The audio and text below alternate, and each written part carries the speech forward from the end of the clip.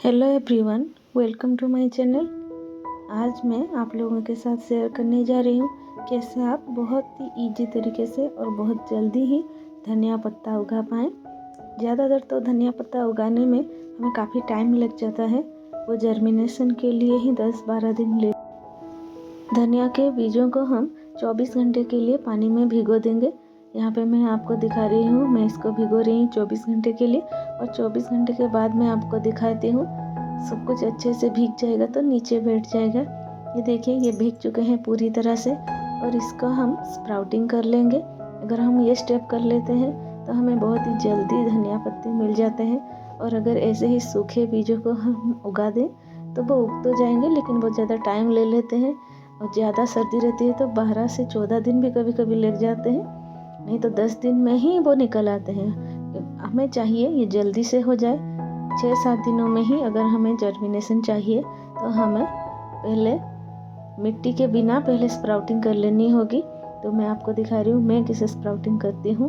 पहले इनको मैं छान ले रही हूँ और छानने के बाद एक एयर टाइट डब्बा अगर हो तो आप उसमें कुछ छेद कर लें, नहीं तो कोई भी ऐसे, मेरे ये डब्बा जैसे इसमें एयर टाइट नहीं है इसीलिए मैं इसमें छेद नहीं की हूँ। नीचे एक टिश्यू पेपर बिछा दी, उसी टिश्यू पेपर के ऊपर ये धनिया के बीजों को अच्छे से फैला दूंगी। फिर से इसके ऊपर एक टिश्यू पेपर डाल के इसको कवर करके रख दूंगी। और अगर आपका यह डब्बा एयर टाइट है तो आप थोड़े छेद कर लीजिए, तो हवा अंदर तक जाएगी तो जल्दी जर्मिनेशन हो पाएगी।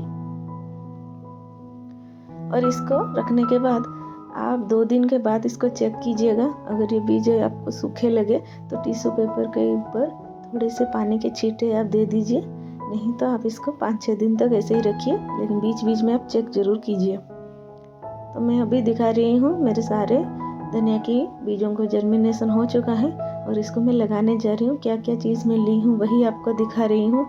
हमें तो वर्मी कंपोस्ट चाहिए, कोई भी कंपोस्ट आप ले सकते हैं। मैं कुछ सूखे हुए चाय की पत्ती, नीम की खली, ये सब ली हूँ और सबको मिला के मैं खाद बना ली हूँ। सबसे पहले जिस पॉट में मैं धनिया के बीजों को लगाऊंगी उसकी मिट्टी को अच्छे से मैं फैला रही हूँ। उसके ऊपर ये जो खाद मैं बनाई हूँ मिक्स करके सब कुछ, उसका एक लेयर यहाँ पे डाल रही हूँ। इसको भी अच्छे से ही फैला दूंगी। आप अगर चाहें तो और ज़्यादा क्वांटिटी में लेके पूरी की पूरी मिट्टी में भी खाद मिला सकते हैं, लेकिन इस मिट्टी में पहले से ही खाद मौजूद है। इससे पहले भी मैं कुछ पौधे लगाई थी तो अच्छी मात्रा में तब भी खाद में लगाई हुई थी। तो अभी मैं एक पतली लेयर इसके ऊपर खाद की बिछा रही हूँ। फिर हम बाद में भी लिक्विड फर्टिलाइजर तो देंगे जब पौधा बड़ा हो जाएगा, इसीलिए अभी के लिए ये काफ़ी है। और इसके ऊपर एक मिट्टी की और पतली सी लेयर देके उस खाद को मैं ढक दे रही हूँ।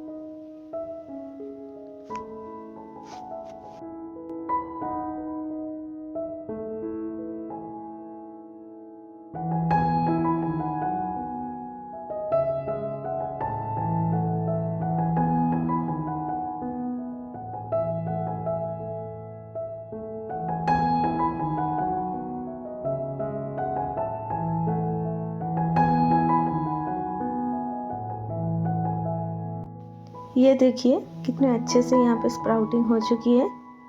देखिए, आप चाहेंगे तो इससे थोड़ी छोटी छोटी जब स्प्राउटिंग हो तब भी आप लगा सकते हैं।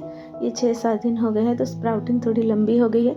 आप 4 दिन में ही इनमें स्प्राउटिंग देख सकते हैं, तब भी आप इसको लगा सकते हैं। लेकिन ये काफ़ी बड़ी हो चुकी है स्प्राउटिंग, तो ये और भी जल्दी ही पौधा बन जाएगा।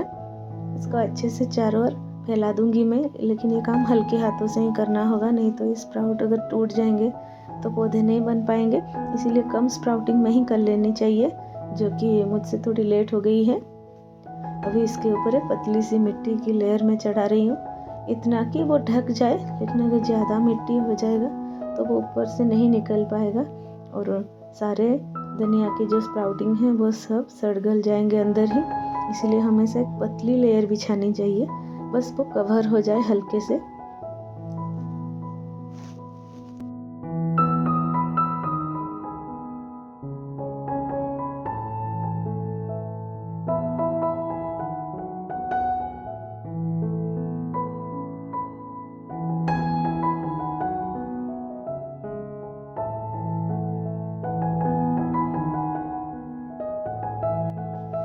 और फिर मैं पानी को एक स्प्रेयर से ही दे रही हूँ। अगर मोटे धार से दूंगी तो मिट्टी हट जाएंगे, इसीलिए अगर आपके पास स्प्रेयर है तो स्प्रेयर का ही इस्तेमाल कीजिएगा, उससे कि मिट्टी हटती नहीं है और अच्छे से पानी देना भी हो जाता है। तो देखिए 2 दिन के बाद का ही ये रिजल्ट है। 2 दिन में ही पत्ते मुझे दिखने लगे हैं, क्योंकि बहुत अच्छे से स्प्राउटिंग हो चुकी थी। अगर हम सूखे बीजों को ऐसे डाल देंगे तो हमें 10-12 दिन वेट करना पड़ता है ये सब देखने के लिए, छोटे छोटे पत्ते। लेकिन मैं जब स्प्राउटिंग कर ली हूँ तो अभी मुझे 2 दिन में ही पत्ते दिख रहे हैं। देखिए और 2 दिन के बाद और भी अच्छे से ये निकल आए हैं छोटे छोटे धनिया के पत्ते।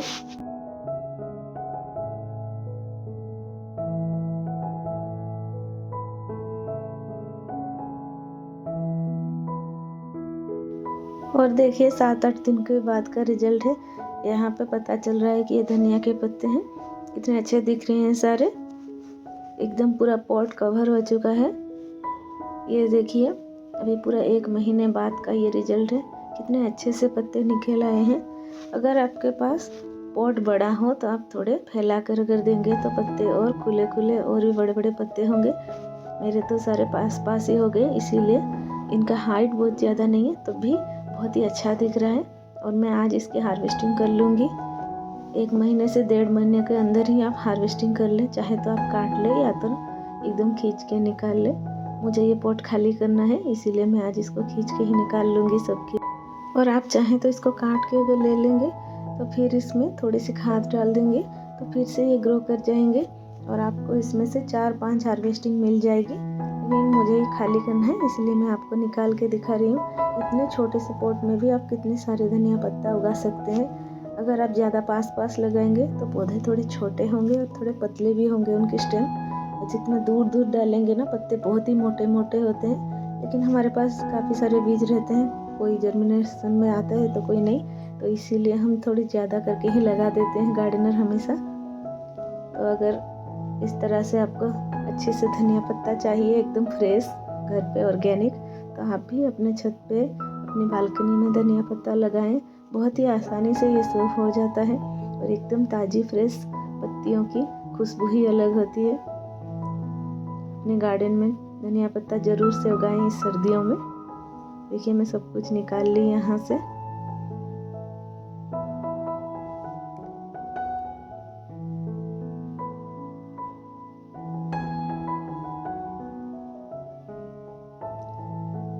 ये देखिए मेरी आज की हार्वेस्टिंग। और ये आज की वीडियो आपको कैसी लगी, पूरी जानकारी है इसमें धनिया पत्ता उगाने की। पूरी थोड़ी लंबी वीडियो है, एकदम बीज बोने से हार्वेस्टिंग तक। वीडियो कैसी लगी बताना। Thank you.